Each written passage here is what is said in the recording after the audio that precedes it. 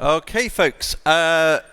Feel free, don't hurry sitting yourself down, and there are still plenty of seats.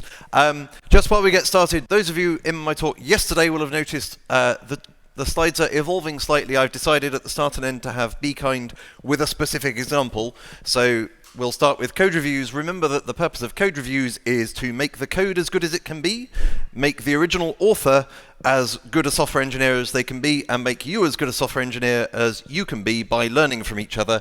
And none of that involves you proving that you are a better software engineer than they are. So be kind in code reviews. On the subject of being kind, I felt awful yesterday at the end of my talk not to have acknowledged someone halfway through the talk. I was gasping for water. I asked whether anyone had any water. No one had any on them, but some kind soul went and fetched me some. So I don't know whether you're here today, but thank you very, very much. It's important to acknowledge kindness as well as being kind ourselves. Right. Without further ado, though, today we're talking about dates and times. I've given this session a couple of times before and felt it had sort of missed. And I have some very specific goals, unlike yesterday where it's sort of, oh, take what you want. There are some very specific goals. I've even got a summary slide, which I never do. Importantly, dates and times, you've probably got things wrong in your code, and that's fine. We all have broken code. You can improve it. If you use the right tools for the job, you will improve it, and I've got some very specific do's and don'ts later on. Okay, so one of the problems, I got into dates and times when I was working on Google Cloud Sync for calendars and contacts, back when the iPhone was very new. My team in Google used to do something where on an iPhone, you could say, sync my mail, calendar, and contacts with an Exchange server and give m.google.com as the name of the Exchange server. So it was an Apple device talking to Google servers using a Microsoft protocol, and I'm astonished that it worked, but it kind of did. And I was responsible for the calendaring side and got particularly into the weird and wonderful world of dates and times, much of which we won't get into today, but that was where I first started using Noda Time. So this was well before JSR 3.10 or Java.time, back when Java util date and Java util calendar were what you got within Java. And they're awful. Don't use them. If you can use Java.time, do so. And if you can't, use the JSR 3.10 backport. I won't be talking very much about Java at all. I will be talking about .NET a little bit more, but regardless, if you're Python, Node, Ruby, there will be good and bad tools on your platform. See if you can find the good tools. And the good tools are the ones that help you think about the concepts clearly and express them in your code. So we'll go through, and the mistake I've made before when giving this talk is spending far too long describing all the various concepts. Even the ones I'll describe today, you may think that there are more than you need, and why can't I just use System.DateTime for everything? And the problem is that there are many natural concepts in date and time code, and the more you can separate them out, the better. One of the problems is we tend to try to say, oh, well, that thing looks quite like that thing, so we'll make them one type, and not distinguish between them, and then we end up with big problems. You get the same kind of problems when you have programming languages that view text and binary data as it's all just the same thing. And I would argue we actually have a bit of a problem conflating human readable text, text designed for humans, and text designed to be machine parsable. There are big differences in how those should be treated. Anyway, I digress. So, the first concept to be aware of is the instant in time.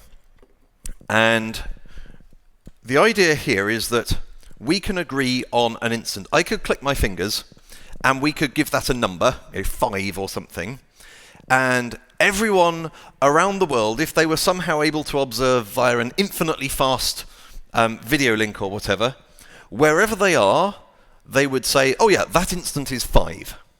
Now, how we come up with the number 5 is a different matter, and that's a representation matter.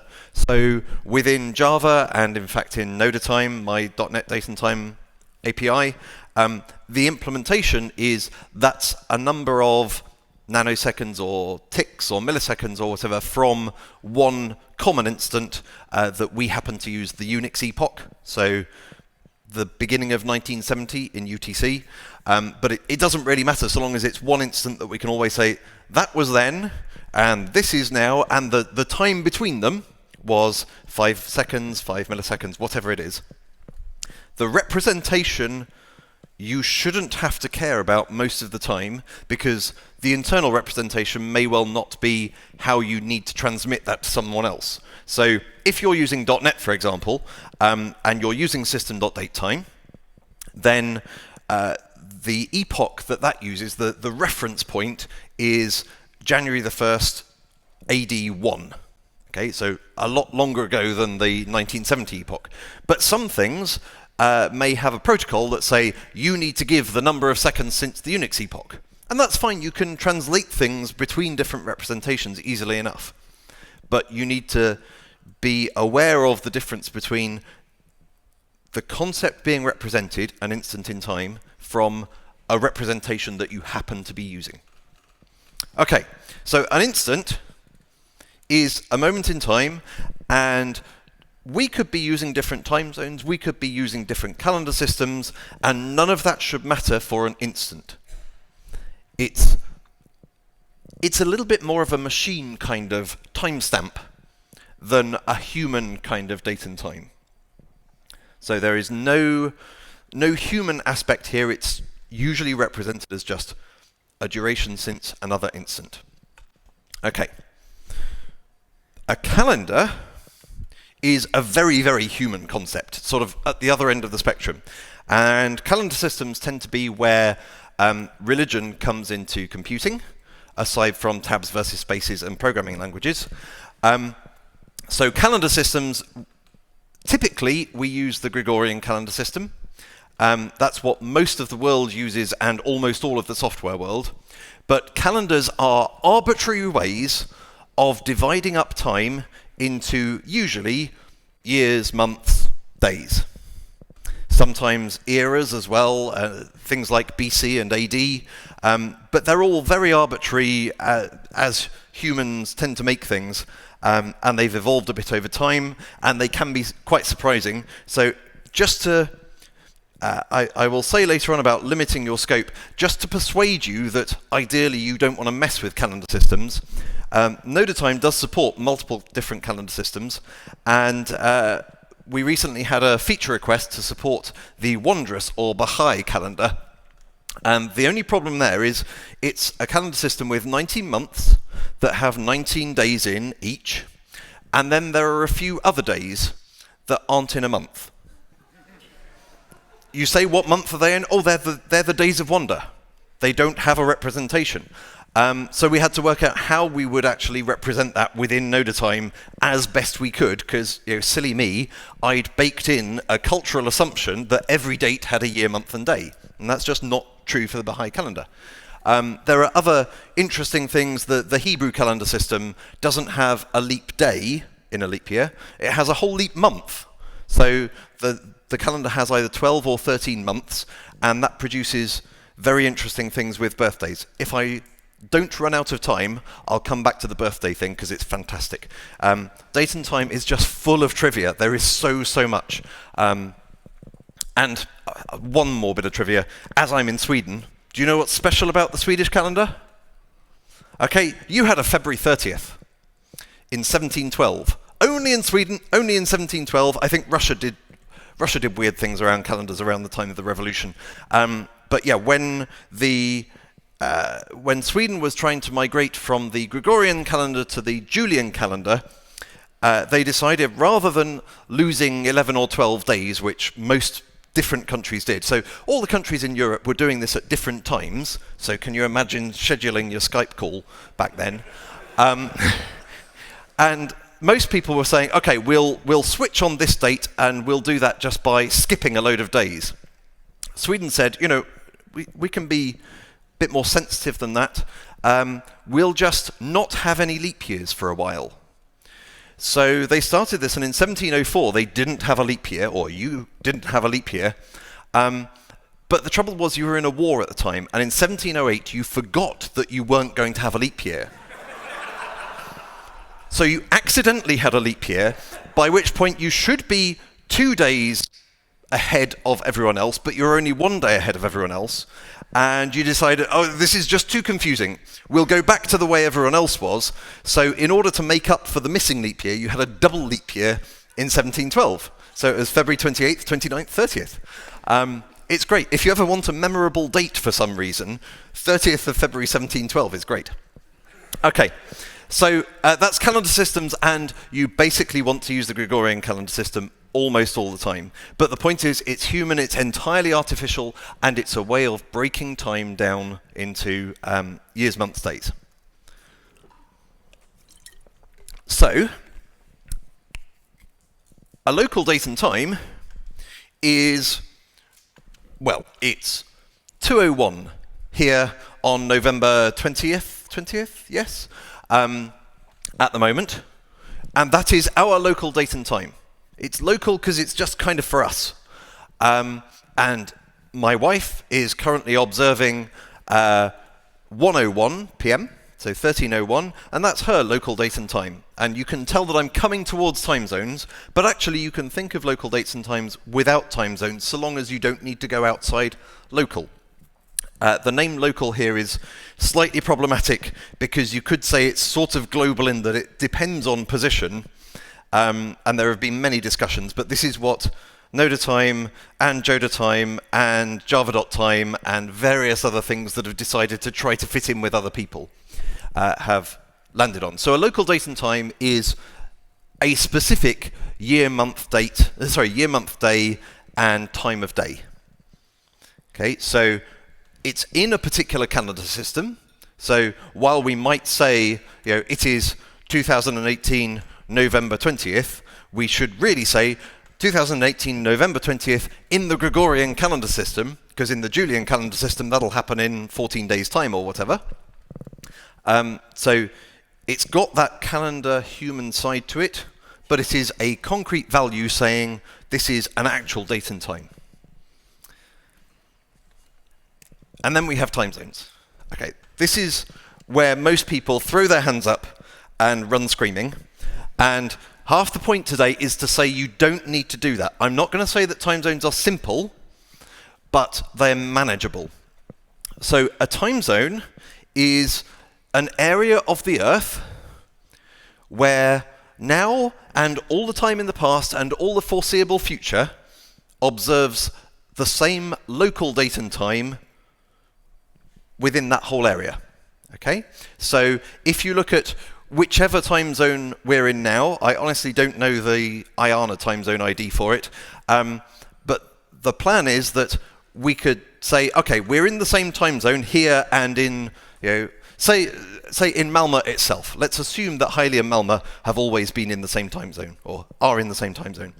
At any point in time, if you ask someone in Haile and ask someone in Malmö, at the same instant, they will say the same local date and time. Does that make sense? Okay. So the interesting thing about that is that it is historical as well, because that can be important.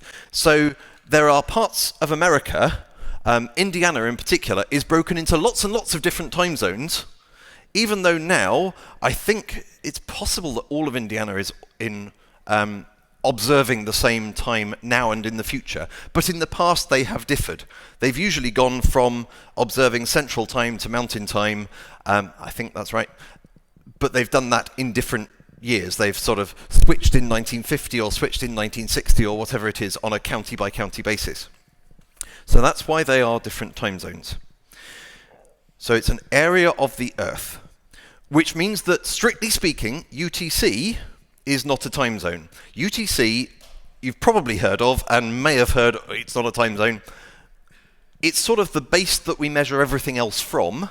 It's sort of like sea level, as it were. And it's not a time zone because it doesn't represent an area of the Earth. It's its own reference point, if you see what I mean. And one bit of trivia, you may hear people say, yes, UTC, the Unix epoch was in Greenwich, which is in London. London observes GMT, which is pretty much the same as UTC. Therefore, the Unix epoch was when it was 1970, January the 1st, midnight in Greenwich. Except it wasn't, because during 1968 to 1971, I want to say, Britain was shifted into BST, which wasn't British Summertime, but was British Standard Time, which was UTC +1. So it's actually 1 in the morning in Greenwich, despite people talking about Greenwich Mean Time.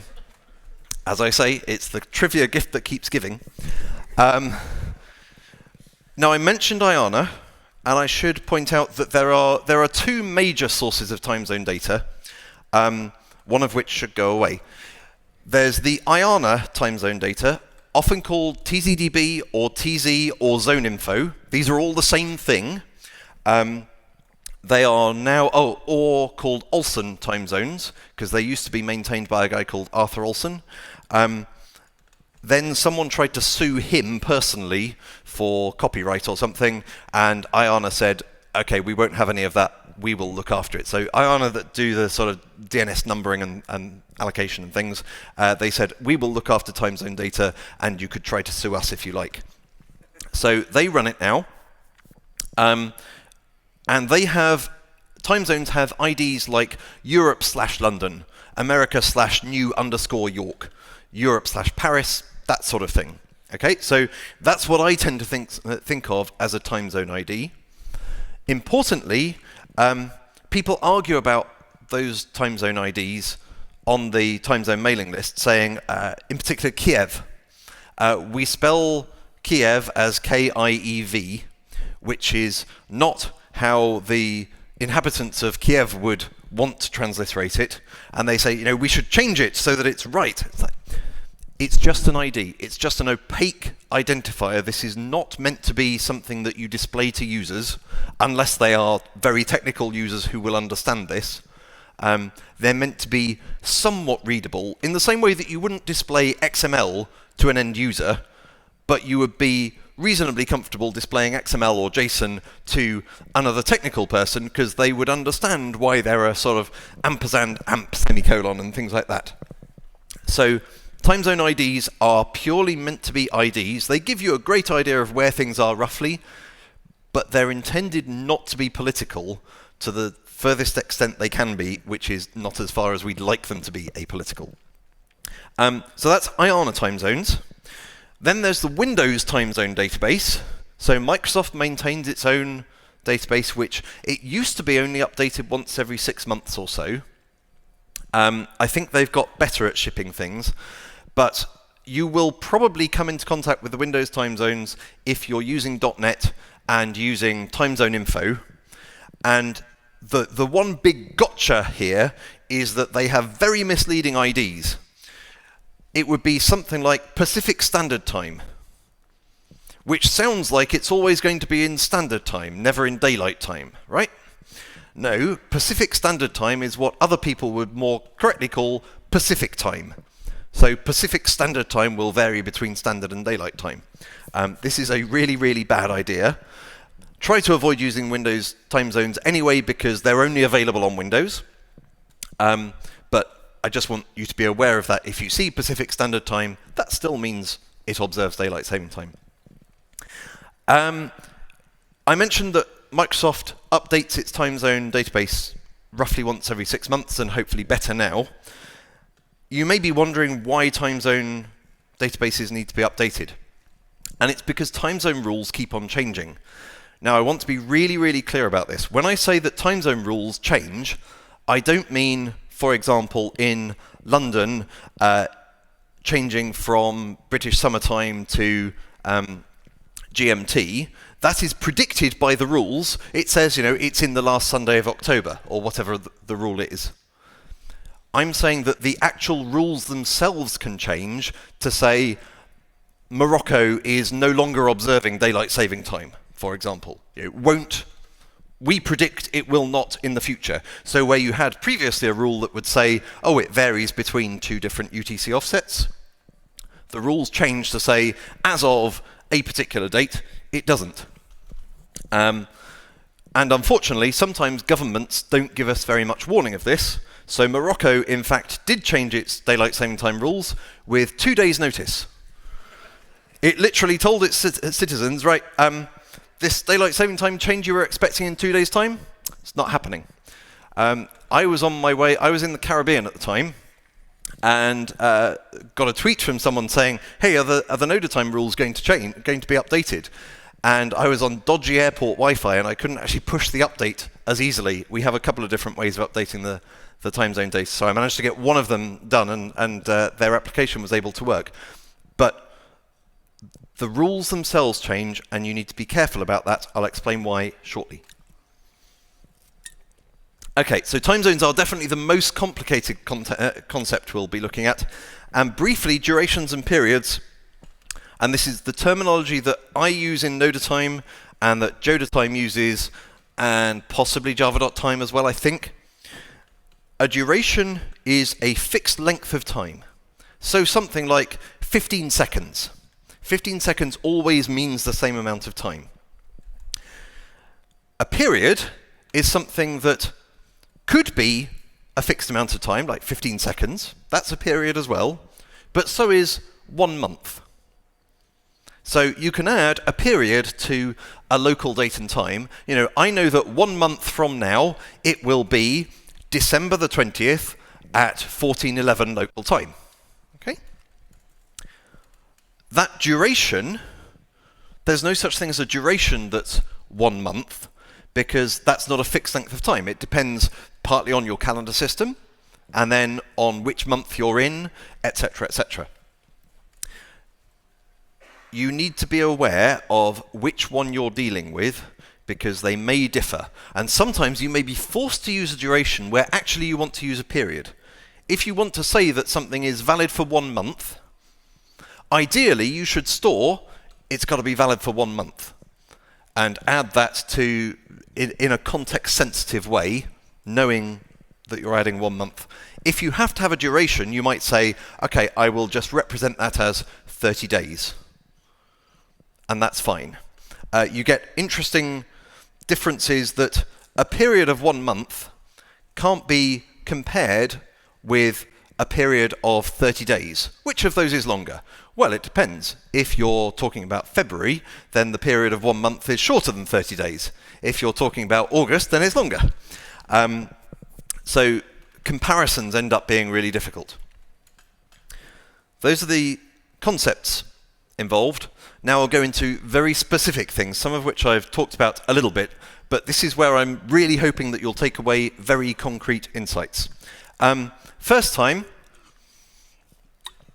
this slide was added very recently after I saw Barry Dorrans using DateTime.now in a slide. Don't do that. So first thing to do when you get back to your desk on whenever it is, if you're using .NET, is do Control-Shift-F, find in files, DateTime.now, see whether you're using it, and check every occurrence really carefully. There's a couple of good reasons why it shouldn't exist. One is this is the local time that depends on the time zone that you're in. That's almost never what you want, particularly on the server side. It should not matter what time zone your server is in almost any context. The only time that DateTime.now is useful is if you're immediately displaying a date and time to a user who is sitting at the same machine and wants to see things in their local time zone. Personally, for things, anytime I'm logging, even if I'm just logging to the console locally, I will write things in UTC instead. That said, datetime.utc now shouldn't exist either. Partly because it's a property and it's useful for properties to return the same value when you call them multiple times, and datetime.now and datetime.utc now are the simplest counterexample. What's the opposite of something that stays the same all the time? Something that changes with time. So they should be methods, and they shouldn't be static methods on DateTime. Anyway, they should be a method in an interface, and I'll talk a little bit more about that in a minute. The next big tip is to think. So for some reason, as humans, we all do this. We say, this thing that you've asked me to do is really hard. I'm not sure I can do it properly. Therefore, I will back away and do something simple that probably won't work because it's not worth thinking about it to try to get it 95% right. If I'm not going to get it 100% right, I'll just do something simple instead. So really think, anytime anyone, any project manager or whatever, writes a specification that talks about the date or the time, or certainly something being valid for 1 month, make sure you absolutely nail down what that means. And then write down exactly what it means. Because the more precise you can be about that, the better. I'll come on to a very concrete example later on. This is probably where the datetime.now slide should have been if I hadn't just injected it later on. One of the problems with using datetime, even .utc now, is that if you've got that in production code, how are you going to test it? In particular, how are you going to test cases where something has expired over an hour or whatever it is? Think of the clock as a service. Any other service you would mock out or fake out in some way or other, and for some reason, .NET decided not to do that. They just have a static property which encourages exactly the wrong thing. In Noda Time, we have an iClock interface and system clock, which is a singleton. I'm not a big fan of the singleton pattern, but in the case of the system clock, there really is only one system clock on any given system, so it's about as close to a natural singleton as you can get. But if you only write your production code in terms of iClock and default it to system_clock.instance in your dependency injection setup, then you can use a fake clock, which is in the nodatime.testing library, that lets you either say, okay, just always tell me that it's this instant in time, or make it auto-advance or whatever, or you could just mock it out yourself should you wish. But the point is, it's a dependency, treat it that way, and your code will be so much more testable. Avoid ambiguity. This comes back to there being lots of different concepts. In Noda Time, we have instant, local date, local time, which is just a time of day, local date time, zoned date time, and offset date time. Oh, and these days, offset date and offset time. 8 different concepts that in .NET are represented by datetime and datetime offset. And that's all you get. So if I've got 8 different concepts which you can do different things to, so I gave the example of adding a month. It doesn't make sense to add a month to an instant in time because that's not in any calendar system. That just doesn't make sense. It's like saying, how do you add 5 to a smiley emoji?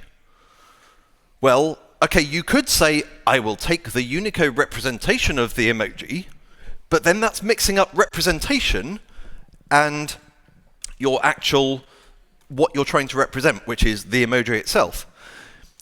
So the fact that in .NET we've got datetime, which can have a kind of local, universal, or unspecified, really doesn't help us. So even if you are forced to use datetime, you don't have to write ambiguous code. I'm normally not a huge fan of very long names or redundant-looking comments, but when the platform you're using forces you to use a type that doesn't explain what it's trying to do well enough, or is trying to do too many things, make sure your variable names and the comments make it really, really clear. And validate. If you're writing a method that takes a date time and you're thinking to yourself, I'm going to treat that as an instant, so it had better be in UTC, because otherwise I don't know what time zone it's meant to be representing, then the first line of code should be validating that it really is in UTC. So just over-specify things. Next, limit your scope. I've mentioned calendar systems and how you really don't want to get into all of that. How many of you are writing GPS systems? Good. You don't need leap seconds then. Okay. There is going to be support introduced into .NET for leap seconds, which means datetime.now.seconds might return 60. And most code won't cope with that, which is fine because you do need to at least opt into it. But leap seconds are horrific, and admittedly all the ways round them are horrific as well, but for almost no code, you need to understand them. We've explicitly in Noda Time said we don't and won't support leap seconds. And even in Sweden, you may say to yourself, well, I'm in Sweden, I should do everything properly for Sweden. You probably don't need to cope with the 30th of February 1712 either, unless you're writing historical software, in which case you have my deepest sympathies. Because then you're not just dealing with the Gregorian calendar and the Julian calendar. You probably need to know for any bit of information you have, well, it was 1712 in the Gregorian calendar in Sweden, because that can be different from 1712 in the Gregorian calendar in the UK, etc. It's tricky. So, you also want to avoid time zone abbreviations. I have 9 minutes, good. I mentioned Pacific Standard Time before, or PST, as lots of people would say. Don't, ever, please. If you end up having to parse a date that contains an abbreviation, time zone abbreviation, A, it's not a time zone that's being abbreviated. Pacific Standard Time, other than in the weird Windows time zone database, is not a time zone. It's an abbreviation for a sort of offset-ish at the moment, but seeing as a single time zone will alternate between using PDT and PST, those aren't identifying a time zone, and lots of different time zones will use the same abbreviation at the same time, usually to mean the same unabbreviated thing. So several time zones up and down the West Coast will have Pacific Standard Time, but equally there could be other things that would be abbreviated to PST as well. I think it's CST I've found 3 or 4 different abbreviations for, and Australia in particular had, I think, used something like AUST to mean Australian Standard Time and Australian Summer Time at the same places at different at different places at the same time, which is really confusing. So avoid those as far as you possibly can. And finally, this is probably one bit of advice you have heard, and I want to get to the bottom of why it's not always, very frequently not, a good idea. People say you can avoid all time zone issues by, as soon as you possibly can, convert from the user's time zone into UTC. That's what you store, and you can convert it back whenever you like. Okay, have people heard that as advice? Yeah? And I suspect I'm making some of you nervous at the moment. Sometimes that's okay, but do you remember when I said that rules can change? And I gave Morocco as an example, and 2 days notice is really bad, but you might think that the whole of Europe is not quite such a corner case. So let's look at this example. Hopefully it's readable at the back. So a user, tomorrow, says, I want to book a meeting for 9 o'clock in the morning, December the 1st in 2019 in Paris.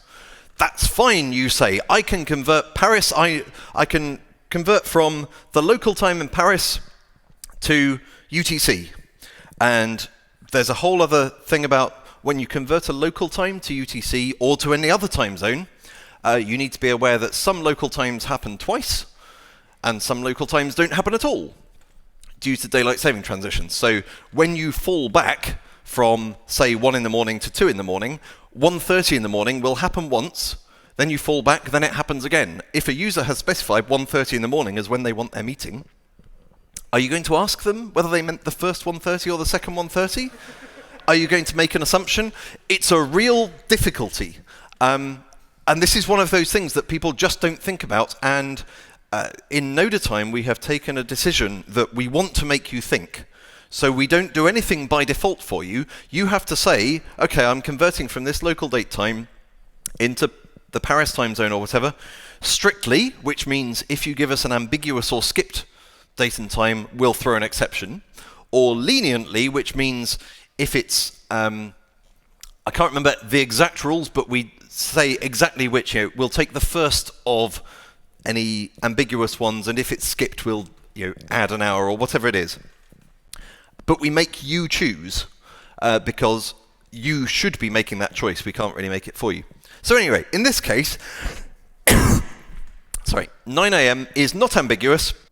Under the current rules, which are 2018 G rules, 9 o'clock in Paris maps to 8 o'clock UTC. Great, so that's what you store in your database. Now there is currently under discussion the idea of ending daylight saving time in Europe on an opt-in basis, but probably everyone will opt in. And confusingly, it's not we'll all stay in standard time, it's we'll all stay in summertime. Ireland already does something like this, where summer is their standard time, and they have winter time, which has a daylight saving time offset of -1 hour, just for fun. Anyway, so at some point in the next 12 months, hopefully sooner rather than later, the French government may decide, okay, we're stopping daylight saving time, there won't be a fallback transition at the end of October in 2019. So the rules change, 2019A comes out, or whatever it is, and your user says, okay, show me when I'm meeting. And so you convert this UTC value that you've given, 8 o'clock UTC, is correctly 10 o'clock in Paris. What you should have stored is what's in the first bullet point. Okay? All the information has been given to you. I want it to be 9 o'clock a.m., December the 1st, 2019, in Paris. You've got the time zone, you've got the local date time. Now, you may well want to convert that to UTC for indexing purposes or for comparison, Which comes first? 9 a.m. in Paris or 9:30 in Brussels? Well, you can give a prediction, it just might not be right by the time it happens. So you may well want to make comparisons, and it's absolutely fine to have some redundant data that is normalized to UTC in a database column, and then when you get a new version of time zone data, you say, I will recompute all of those local values as UTC values and update my database. That's all fine. I just wanted to show you the fallacy of saying storing everything in UTC makes problems go away. It's fine for anything in the past, assuming that you've got correct time zone data for that past, and bizarrely enough, even the time zone data for the past is changing. We had a recent interesting thing. I've got 3 minutes, it's fine. Between 1948 and 1951 in Japan, until recently, Noda Time would have told you that the fallback happened at 1 in the morning on the Sunday, the first Sunday in November, let's say. It's something like that. We recently discovered historical documents, as in someone on the time zone mailing list, that it wasn't 1 o'clock in the morning on the Sunday, it was 25 o'clock on the Saturday. So, in theory, if you had an accurate wall clock, it would go 23:58, 23:59, 24 o'clock, 24:01, 24:02, etc., up to 24:59 midnight. Okay? And that could have a real-world consequence. Imagine, so someone born in 1948 is now 70. Depending on whether they were born on the Saturday or the Sunday, they could be eligible for different benefits or something. And so every computer system in the world would have been saying, oh, you were born on the Sunday. No, I was born on Saturday at 24:30, legally. Going back to limiting scope, I wouldn't try to make that work if I were you. Okay, so just to summarize, it is worth going into all of this. I will try to find time to write all of this talk up as a blog post, because I know it's kind of gone fairly quickly. There's huge amounts of information out there already. I thoroughly recommend, particularly for .NET things, a guy called Matt Johnson has written lots of blog posts, both on MSDN and on his own blog, which I don't have a link to here. But you can get it right, and it's worth this being something that you pay attention to. Don't just kind of say, oh, no one ever gets it right, so it doesn't matter if I get it right or not. Make sure your own code, particularly the worse tools that you use, the more you have to go to efforts to make it really clear. Hopefully, if you're using Noda Time, you need fewer comments because it's baked into the type system. But use the best tool you can, which will make your code clearer. Always inject a clock. It doesn't matter that .NET hasn't provided an iClock interface. You can create your own. You can create your own implementation of system clock that just returns datetime.utc now when you call the method. You can do that. Go back and make your code more testable on Monday morning. I've said about the dangers of normalizing to UTC, but only if you're planning things in the future and they are really user specified and you care about the local date and time zone. I can't give you rules for everything, and I don't want to try to. You need to think about your specific context, and that's where I was saying think and really nail down in the specification what you mean. If someone says something expires at the end of the month, which time zone is that in? Is that in the company's time zone, in the user's time zone, something else? All of these things you need to get really detailed specs, because then you can test. Try to avoid things like different calendars, because they end up being complex. If you can get away without any time zone support, excuse me, whatsoever, then that will make your life easier. But it will then make it really hard if later on you change your mind. Getting rid of time zone abbreviations wherever you possibly can. Certainly, anytime you're asked to parse it, ask the provider of the data whether they could give it you in a nicer format, ISO 8601 or something like that. And finally, as I mentioned, don't normalize to UTC blindly, at least. And very, very finally, and probably more importantly, be kind. It's really easy to be kind with people who are saying you're wonderful, and I completely agree with everything you say. Someone this morning on Stack Overflow was saying, oh no, I completely disagree about whatever. It's like, take a breath and be kind anyway. Thank you very much.